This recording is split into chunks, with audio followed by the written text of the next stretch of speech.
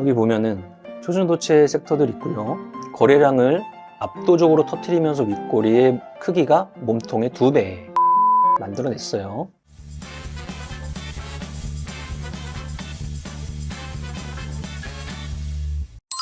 몽당님 안녕하십니까. 안녕하세요. 뭐하고 계셨나요? 오랜만에 장마감하러 준비하고 있었죠. 24일날 오프라인 강연회를 처음 하게 됐어요. 저희 사무실에 오셔서 과외 형식으로 한 건 꽤 오래됐던 것 같아요. 200명 넘게 진행을 해봤던 것 같은데 그 강의를 이제 24일날 하게 됐습니다. 이번 주 신청을 받기 시작해서 어느 정도 받아봤는데 지원자가 좀 많아서 부랴부랴 강연장을 늘렸거든요. 생각보다 많아지셔서 생각 있으신 분들은 다시 한번 공지 확인해 보시고 그렇다고 전달을 받았습니다. 라인님이나 우리 스태프분들 공지 올라가는 거 확인하고 오프라인에서 다시 한번 처음으로 만나서 주식에 관련된 기준, 구조, 언제 사고 팔고 이런 이야기 한번 해보자고요. 자, 장마감 해보죠. 자, 2월 16일 금요일이에요. 시장 당일 등락 차트부터 오전장에는 양시장에 같이 밀렸다가 코스피 시장은 12시경 양선 마감을 하면서 올려 붙여서 마감을 했고요. 코스닥은 종일 좀 밀려있는 모습이었습니다. 그리고 개인은 코스피를 또 오랜만에 8천억대 매도를 했고요. 외인기관이 코스피를 이끌어 갔습니다. 전체적인 기조는 작은 쪽에서 한 2, 3일 움직임이 나오다가 지수 상태로만 보면은 큰 쪽의 움직임이 조금 더 올라오는 금요일이었어요. 이게 다음 주에 반영될 뭔가가 있어서 이렇게 됐나? 고민 한번 해봐야 될 것 같고요. 이따가 종목을 보면서 한번 이야기해보죠. 삼성전자나 하이닉스는 음선 전환했기 때문에 반도체의 날은 아니었어요. 시장을 이끌어가던 반도체주들은 쉬는 구간에 들어서고 있고요. 그 대신 2차전지, 여기 보면 LG엔솔 3%, 그 다음 자동차, 2차전지와 자동차가 시장을 이끌어갔던 거죠. 그래서 현대차와 기아차, 그 다음 LG화학, 삼성 SDI 이런 쪽에서 금융 쪽 움직임이 대체적으로 나왔습니다. 보통은 여기서 끌어갔을 때 비슷한 모습 보이는데 여기는 쉬고 그 대신 개수가 여러 개로 시장을 이끌어가서 코스피를 당겨냈습니다. 2608. 밸류업 프로그램이라고 하죠. 다다음 주 월요일이에요. 26일 날 발표됩니다. 그 안에서 얼마나 많은 폭을 담아낼지 모르겠어요. 그런데 그게 지금 예정되어 있는 상황에서 다음 주에 대한 시장의 움직임이 다시 한번 저 PBR 관련 섹터의 매기가 강화되는지 한번 체크해보고 자동차의 매기가 강화되는지 체크해보고 금융 라인들도 마찬가지. 그런 것들이 강화되는지 체크하는 게 다음 주 초에 우리가 할 일일 것 같고요.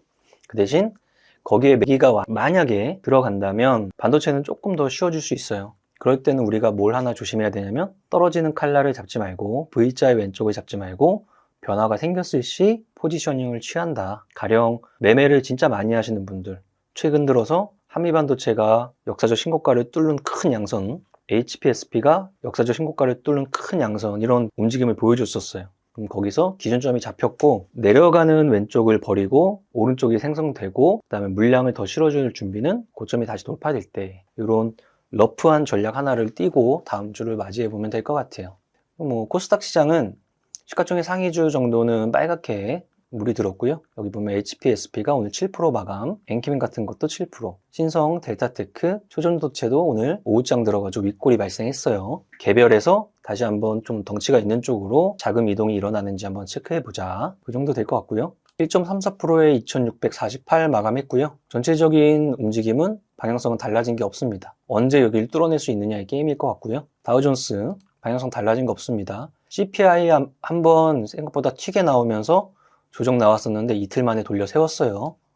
달라진 게 없고 나스닥도 이틀 만에 돌려 세우고 있는 상태. 반도체 라인들 여기도 마찬가지 크게 달라진 건 없고 일본 신고 상태. 그다음 중국 상해는 지금 휴장이죠. 다음 주부터 정상적인 장이 될 것이고요. 대만도 신고가 상태.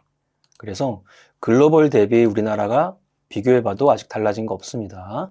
방향성을 꺾은 변곡 자리에 대한 두려움은 아직은 나타나지 않는 중. 자, 그 다음 시가총액 볼게요. 시가총액 상위주. 반도체는 쉬었다 그랬죠.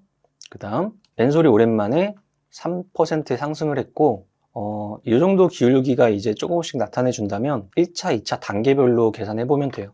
1차는 주가가 61선의 돌파와 안착을 시도하는 1단계, 2차는 주가가 121선을 돌파하고 안착하는 2단계, 1단계와 2단계의 구간이 완성되면 완성되고 수급에 대한 변화가 외국인이나 기관으로 깔리면 깔릴수록 드디어 배터리 셀에 대한 하방 압력도 완충되는 구간으로 가서 과거 자리, 이런 느낌의 자리가 여기 어디쯤에서 형성될 수 있는지 추적하고 있는 단계입니다. 3바 추세대로 움직이고 있고요. 자동차가 갑자기 또 5% 급상승했죠. 이거는 그거밖에 설명이 안 되죠. 저PBR 관련 정책의 발표에 대한 시장의 매기 동향이 한번 바뀌었다. 그러니까 현대차, 즉 자동차가 또 그 안에 한 몫이고, 뭐 지주사도 있을 것이고, 금융주도 있을 것이고, 이런 섹터들이 다음 주에 조금 더 강세를 띈다면 최근에 움직였던 작은 종목이나 반도체 같은 것들은 조금 더 쉬는 룸이 생길 수 있으니까 그거 한번 체크. 기아도 2%, LG화학, LG에너지솔루션과 함께 오랜만에 상승. 삼성물산의 상승도 정책 관련 움직임이라고 또 일부 설명할 수 있을 것 같고요. SDI도 오랜만에 상승. 금융주도 정책 관련 기대감 정도로 생각할 수 있을 것 같습니다.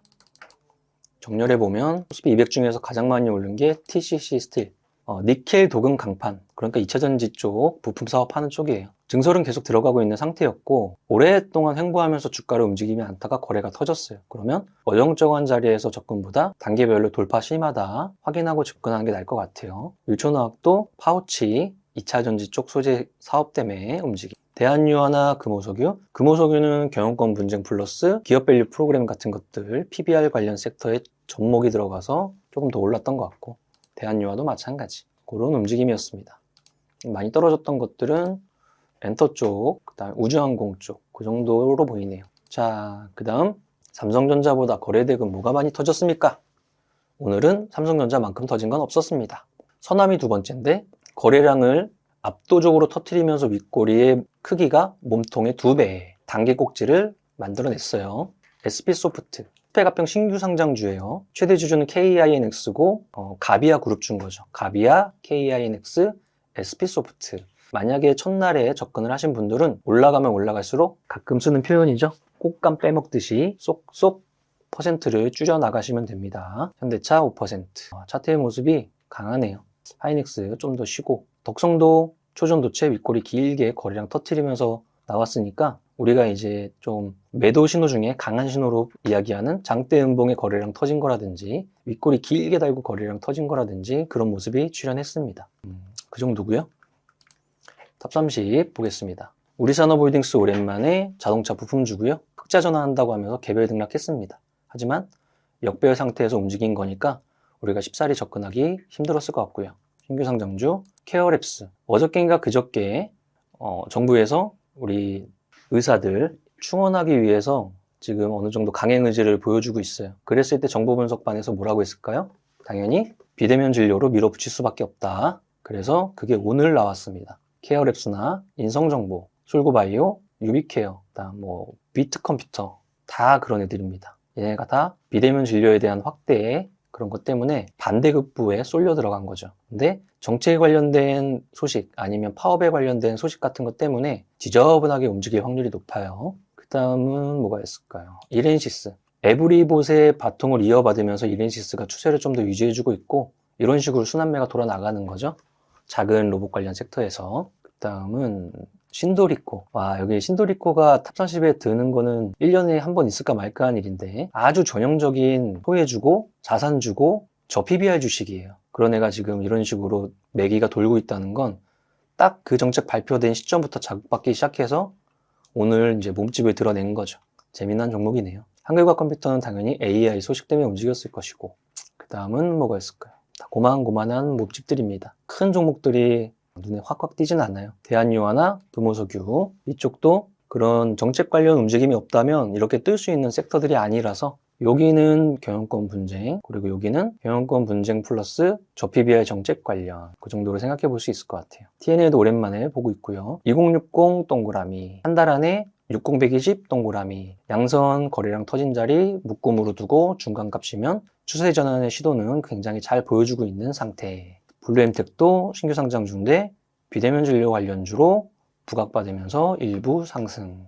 이런 모습이네요. 하락 전환 한번 봐볼까요? 여기 보면은 초전도체 섹터들 있고요. 그 다음에 반도체 섹터들 있죠. HPSP나 엔킨 같은 걸로 한번 비교를 해보는 거예요. 기준점은 잡혔어요, 이제.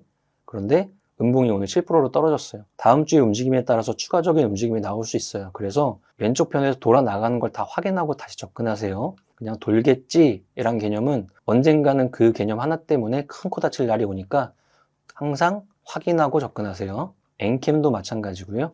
큰 종목들이 다 이렇죠. 뭐 제주반도체, 액침 냉각 관련 신고가를 트라이했던 종목도 이렇게 빠지는 거니까 조금 더 쉬고 우리가 생각하는 V자가 아니고 띵띵, 그 다음에 띵띵띵, 여기랑 여기랑 두 개를 합치면 여기와 여기에 대응하는 겁니다. 여기와 여기 사이에, 여기에 대응하지 마세요.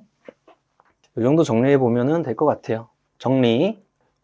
큰 종목 쪽으로 매기가 이동하는 모습이 살짝 보일 수 있는데 오늘 장마감에 그쪽 섹터에 힘이 들어간 게 자동차라든지 지금 기업밸류 프로그램 쪽에 이미지가 있는 섹터였다. 발표는 다음 주 일주일을 지나서 다다음 주 월요일인 26일 날 발표한다고 한다. 그러면 기대감 구간은 다음 주다. 그쪽에 만약에 돈이 쏠려 들어가는 게 확인이 되면 시장을 이끌었던 섹터들은 조금 더 쉴 수 있다. 그건 자연스레 V자의 왼쪽이다. 오른쪽을 확인하고 돌파를 확인하는 동그라미 그 지점에 힘을 들일 생각을 하고 그 전에는 힘을 들이지 말자. 그리고 강연의 공지 한번 체크해보자.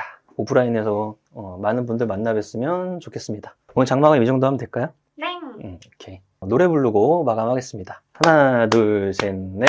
나는 10년 안에 100억 부자 될 거야. 파이팅! To survive the stock market, we need to learn our ways. I see you. 아, 더워. 이렇게까지 해야 돼? 세금 신고 부탁드려요! 알겠습니다.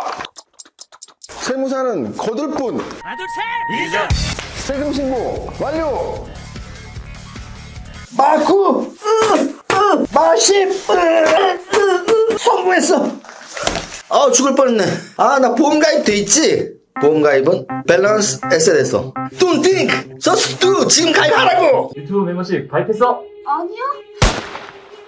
제발 가입해! 이러다 다 죽어!